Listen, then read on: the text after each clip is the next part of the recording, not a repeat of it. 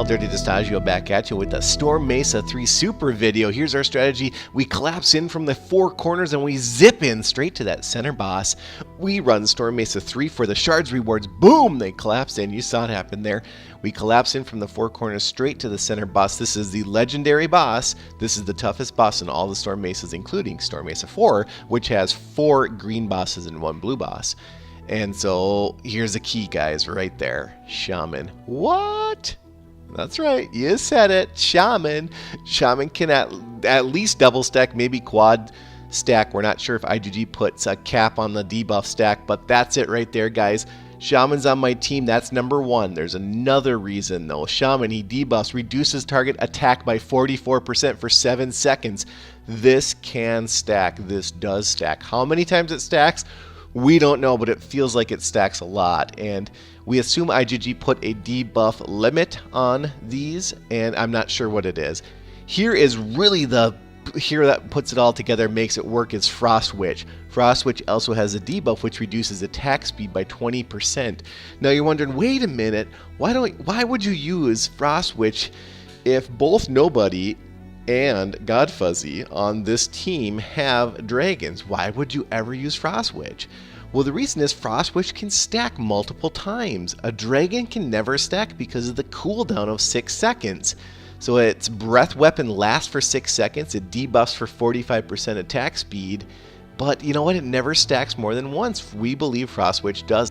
There's Jared2244 plus Don't Kill Me Please. They are running DPS, which use Pumpkin Duke, Cupid, and Druid plus, and the plus is their highest, bestest DPS, something like an Immortep or a Reaper would work, Spirit Mage would work, Snowzilla is actually ideal in my opinion, and then we just collapse on in. This video right here is going to be real time, so I can walk you through it, but watch how slow he swings. Look what I'm highlighting here, the 2 level 120 heroes that you see in the pink box. Those are our debuff team, okay? They're the debuffers. They are what's making this guy swing so slow. See that first stun right there? See that stun? It impacts everyone. But look how slow he's swinging, barely swinging. When he does hit, he's not hitting for much damage because of the Shaman debuff. So he's swinging slow because of the Frost Witch debuff. He's swinging weak because of the Shaman debuff. We have turned the toughest boss in Storm Mesa into a weak, soft puppy. Pet the puppy. He's very soft and gentle at this point. And the strategy has been working good for us. We have run this strategy now 24 times, and out of 24 times, today we didn't have a very good attempt. We went 2 of 4, which was very odd. But out of 24 times, we have won 19 times. So we're, I would say, right around 80% win rate with this strategy where we collapse in. Now, why we lose? We don't lose because we get smacked down by the boss. We lose because we run out of time. Simply because we might lose a Pumpkin Duke or 2 as trash is clearing. That's why we tend to put Pumpkin Duke at the outer edge or in the center or something. Now here, Don't Kill Me Please is running Frost Witch. And Jess is running a DPS team. Whenever you don't see a debuffer, that's a DPS team like Jared2244 right here. And then myself, my account is running the debuffers. I got the Shaman and I got Dragon. I also have Reaper there to help clear trash, and sometimes I bring Minnow, and that might be the key to the success in my opinion, is do you bring Minnow or do you bring Reaper or do you bring DPS damage? Like, do I bring Snowzilla? And I think, it's hard to tell, but I think Minotaur C helps you get to the boss safely and not lose any heroes there, because my Minotaur comes out and procs a stun right away. That stuns essentially the whole board. It allows my other team members then to take out their trash that's around them and then head straight to the boss. So that's one thought. Now, a couple folks might be wondering why we do Storm Mesa 3 and not Storm Mesa 4.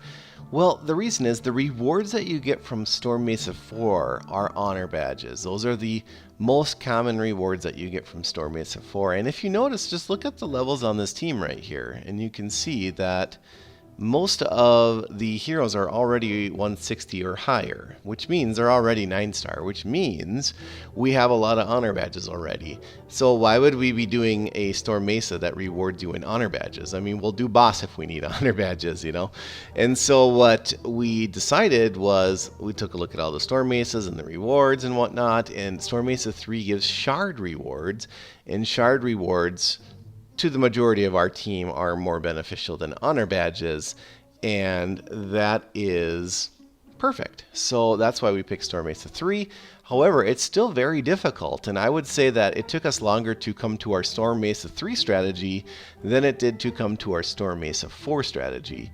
And I would say, though, we have run this about 20 times, and we beat it about 80% of the time using this strategy. We do have those unlucky random number generator spells where it just seems like you just lose a pumpkin duke on the trash no matter what you do. And that happens. It just happens. Sometimes we'll lose 2 out of 4 per night, but last night we went 4 straight. Tonight we won 2 and lost 2. And when we ran 8 in a row, we beat 7 out of the 8 times. So all said and done, our win rate has been 80%.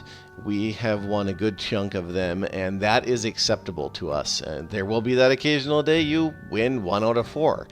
And it's just what comes with Storm Mesa, guys. It's just what happens. There's not a lot you can do sometimes about some of the randomness that is involved in this game, unfortunately, and that's sad, but that is what it is. And one thing I want to mention too is something that Don't Kill Me Please DKMP pointed out, and you'll be able to see that very clearly in this video again, is that during the stuns, you see the whole team get stunned right there. You can tell because there's the swirlies over their hero heads, and you can see by the way, the shaman in the bottom right corner. And anyways, look at Immortep is proccing right now, and Snowzillas are proccing. You see snowballs and you see Immorteps. Okay, now wait for a stun. There's a stun. Now, if you notice, what happened there is Immortep's ability finished during the stun. Meaning the stun was on and Immortep was still doing damage. Watch that again too. Sometimes you can see that. Sometimes you can't depending on the timing, but whenever you see the swirlies, you'll notice that the sandstorm and the snowballs are still taking damage. You'll still see damage popping, see the damage popping over the boss's head during a stun, which means again, those 2 heroes can sustain DPS. They should be on the top of your priority if you are a DPS team member. If your goal is to do maximum damage per second, the heroes that you want high on your list are Snowzilla and Immortep. And everyone again should be bringing the core 3, Pumpkin Duke, Druid, Cupid, unless you're one of the debuffers and you need one of those slots to be obviously Shaman, and it's very helpful for that one of those debuffers to bring Minotaur. In terms of total Cupids, you probably only need 2 Cupids, but it never hurts to bring that 3rd Cupid along with you there to ensure that all our hero energy bars are proccing. We get those stacked Pumpkin Dukes. I have seen a win.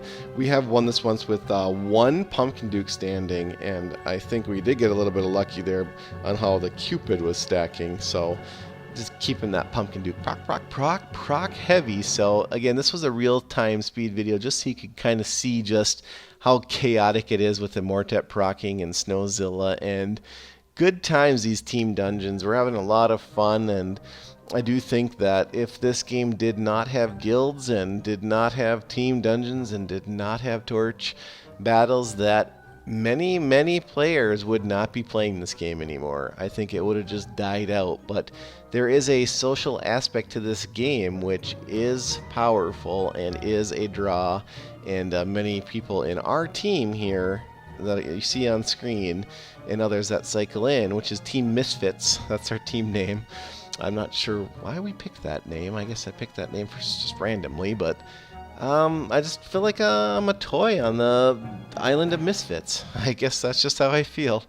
Yeah, they, JR2244. Yeah, everyone on the team has essentially agreed that, without all of this team play, I don't think the game would be what it is. So I do applaud IGG on some of these very interesting concepts on team dungeon, team play.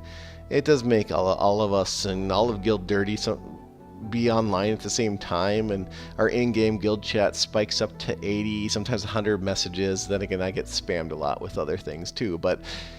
And yeah, it's awesome. And rewards, again, all those treasure boxes there, they're going to have shards in it. And I'm going to show you at the end of this video one screenshot of one of our team member Nobody's, what was contained in one of his boxes.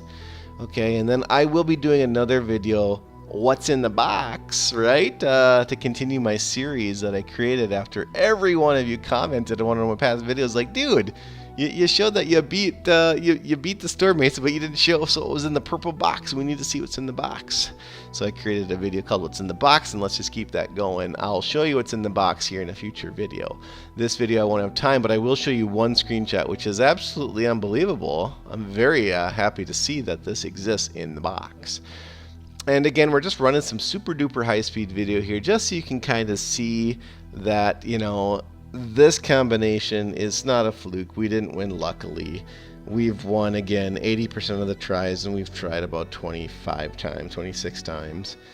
So yeah, it's definitely a great strategy, and there it is. A legendary hero card. This, again, you see Shard Pack 2 there, that tells you this is a Storm Mesa 3 reward, and you can get a legendary hero card out of Storm Mesa 3. What an awesome reason to stay at it. Try out the strategy. It's like the 4-corner collapse in strategy. As always, keep it dirty and dirty up.